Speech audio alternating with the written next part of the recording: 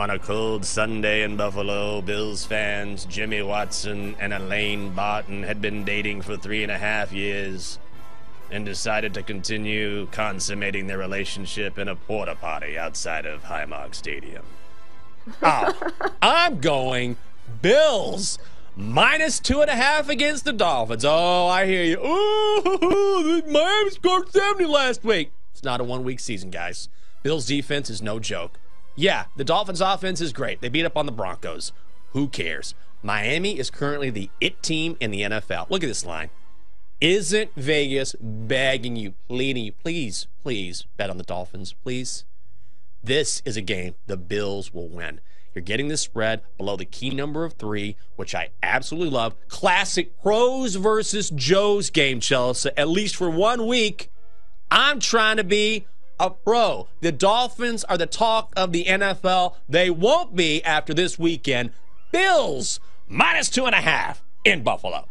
The question is, which bad team is worse? Well, the answer, my friends, it's always the Bears. The Bears are the worst team. Yes, the Broncos just gave up 70 to the Dolphins, but this is the exact opposite matchup. The Dolphins, the #1 offense in the NFL by far. Bears bottom 5, and some of their stats actually padded by some garbage time touchdowns. So yes, the Broncos are 0-3, but 2 of those losses were by 2 points and 1 point. Maybe they're not quite as bad as some of these metrics and some of these narratives are pointing. So you look at the Bears, they've lost every single game by at least 10 points. I'll take the Broncos on the road here, -3.5, but I don't feel great about it, Jenks. Well, you are a braver person than I am. I mean, I like the pick. I definitely think it's the right side, and you make a great case for it. It's just, for me, dog, I'm trying to stay away from the Bears at all costs. I have no idea what to expect. Oh, what is this crappy song? Let's listen to this nonsense. We are a basketball school. We shouldn't play football.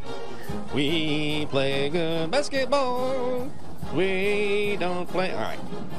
Here's the thing. Texas laying 17 against Kansas. Guys, no. Call me a homer. I have called Texas. I've laid the points.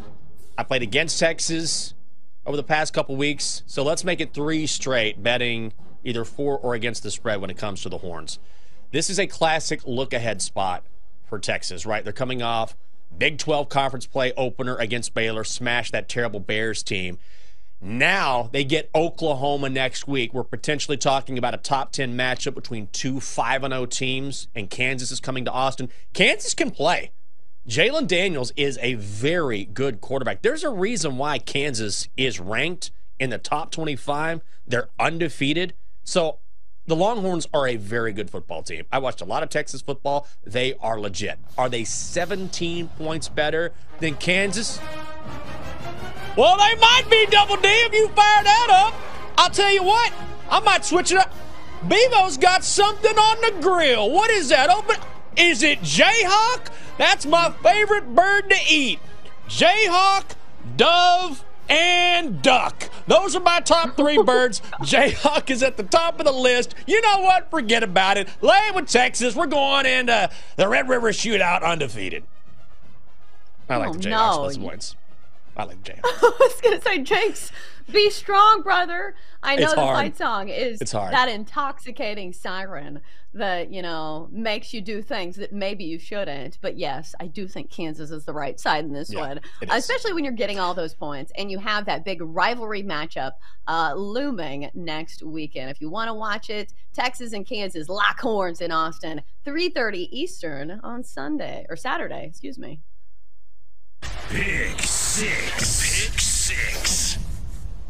All right, so we were just talking about the necessities for covering a big number and a big spread. You need a great offense. I think that's certainly the case when you look at Washington. The #7 Huskies laying 20 points on the road at Arizona. Yes, it is a laughable line, but it still feels like you're kind of getting a bargain on this team that's one of the best offenses in all of football. Don't we feel like this line would be higher if it was like USC? But guess who is neck and neck with Caleb Williams in the Heisman odds. That is Michael Penix Jr. This guy has been unstoppable so far this season on the offensive side of the ball. 16 touchdowns, only 2 interceptions, and averaging 409 yards per game. Washington 3-1 against the spread this year and 3-0 against the spread when laying a number less than 30. I feel like this is going to be a beatdown, and also Arizona's had some turnover problems with their quarterback. In 2 games versus Power 5 schools, combined 3 touchdowns to 4 interceptions. I think Washington is going to have their way with Arizona. So let's continue the Heisman campaign for Michael Penix Jr. Let's lay -20 with Washington at Arizona. What's another player that you like this week? Maybe not someone who is a big name, but that you've been focusing on. Tyjae Spears, rookie running back for the Tennessee Titans. His over-under line is set at 19.5.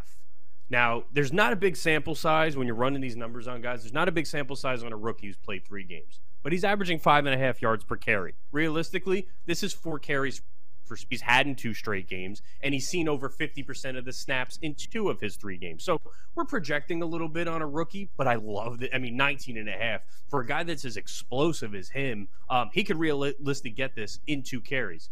I look at Derrick Henry. Has not looked the same this season. I think his line is 66.5. It's the lowest we've seen a Derrick Henry line in 3 or 4 years. He's battling turf toe, which not a big injury. It's not going to keep him out of games, but it may be more of a reason that we see Spears go from 4 to 5 carries to maybe 7 to 8. So I like Spears over 19.5. Now, the Cincinnati defense, who they're playing this week, on paper, it looked like the Bengals shut down the Rams. In reality, it really was just McVay getting away from the run. He completely abandoned the run. So did he shut them down? No, not really. They just didn't run the ball. Now, I would say the Bengals against the Ravens and the Browns, they gave up 4.8 and 5.1 yards per carry through the first 2 weeks. And then that Rams game kind of skews their numbers completely. So I like Spears in a slightly bigger role, helping Derrick Henry out in a game that Tennessee, they need to win. They're at home. They're getting the Bengals on a short week. Bengals are giving up the rush. Spears over 19.5.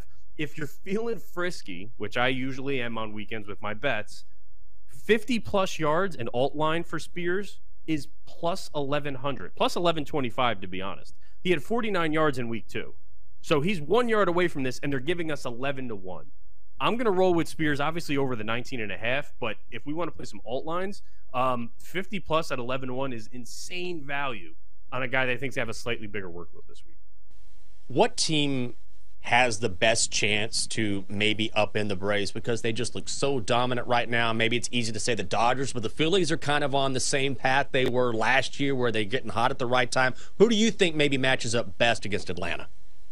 Well, Atlanta's starting pitching so beat up. If they don't get Fried back, it opens it up even more. But for me, it's Philadelphia. They're not afraid of the Dodgers. They're not afraid of the Braves. They took them out last year, right? They took the Braves out and went on to the World Series. So for me, with Nola and Wheeler finding it right now, Ranger Suarez, if he's their third guy, that lineup, having to go to Citizens Bank Park and play games, I think Philly is the most dangerous team, not named Dodgers or Braves. And I think the Brewers aren't that far behind because of their starting pitching and because of the way they catch the ball in the back end of their bullpen. But if I had to bet my life on a team that could beat those teams and go to the World Series, not named Dodgers and Braves, it would be Phillies. Because, again, they're not afraid of these teams. This is a veteran team that's already done it, and they believe, hey, we're meant to go back to the World Series and maybe win it. All right, so I'll ask you a betting type question because I feel like you should have good insight into this. When we see these games that are extremely meaningful at the end of the season, we here on the show have kind of made a case for saying, okay, unders in these games may be the play because you're having teams throw their best relievers. It feels like a playoff environment. Do you think that's the case when we have these regular season games that really mean so much? Do they play tighter to the vest, or does it really not matter? It depends on what the matchups are, though. Because if you look at certain teams, right? Let's say I'm trying to think who's playing who. Oh, so the Diamondbacks are playing the Astros, right? They have to win, so they're going to be playing it like it's Game 7 because they have to win. But then in the Rangers, Mariners, right? Those games matter. Every out matters. But then you're going to get one playoff team. Like I have tomorrow on Fox, I have to do the Red Sox and the Orioles. Well, they're going to play it like, okay, who can we get in? Who do we need to see? So the under might not be the right play because they might be using relievers in situations they're not used to using them, playing players that they're not used to playing in situations because guess what?